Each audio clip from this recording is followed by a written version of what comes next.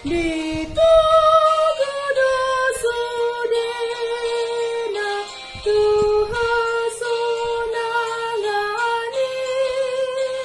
ditugudusudena Tuhan sonangani.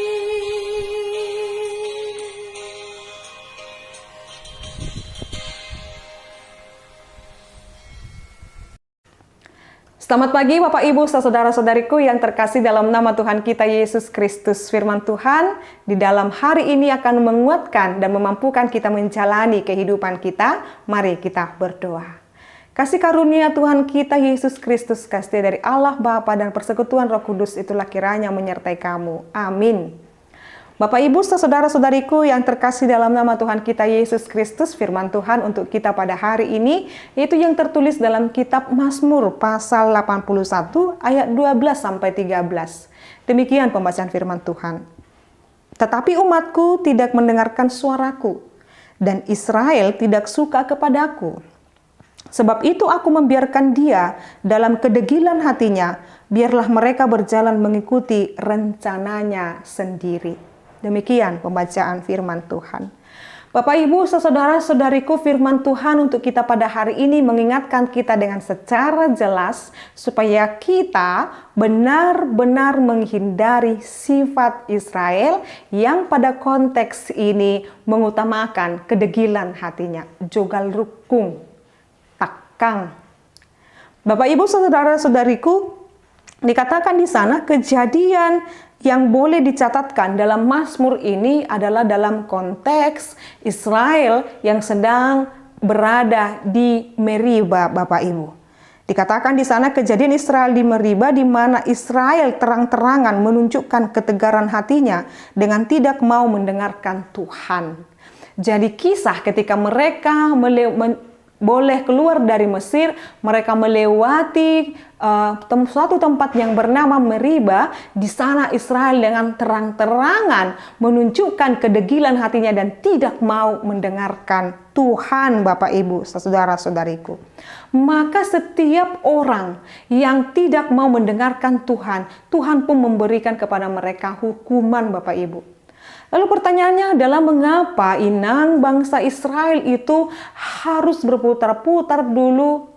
Atau Bapak Ibu, saudara-saudariku, apakah kita mengingat berapa lama Israel berputar-putar di padang gurun itu sebelum tiba di tanah Kanaan? Ya, benar sekali, selama 40 tahun. Selama 40 tahun mereka di sana, itu maksudnya adalah untuk memurnikan bangsa yang budak itu di Mesir, karena jiwa mereka masih termaktub dalam jiwa daripada budak. Mereka menganggap adalah Allah itu ya hanya sekedar untuk memenuhi keadaan jasmani mereka, tetapi Allah sedang memurnikan iman mereka. Maka ketika hati mereka berubah menjadi degil, jogal, takang, maka Tuhan mengingatkan mereka atau bahkan menghukum mereka di sana. Tetapi Bapak Ibu, saudara-saudariku, Allah tidak berhenti di dalam hukuman, tetapi Allah selalu dan selalu memaafkan mereka. Maka oleh karena mereka dimaafkan dan diampuni oleh Tuhan, mereka tiba di tanah Kanaan.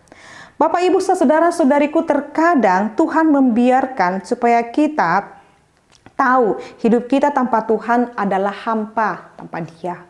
Jadi ketika Allah mengetahui kedegilan bangsa Israel, Tuhan memberikan mereka sejenak dulu di sana, berputar-putar dan lain sebagainya, seolah-olah tidak jelas arah apa yang mau mereka tuju. Tetapi sesungguhnya di dalam balik itu semua Allah menginginkan kemurnian iman daripada Israel itu.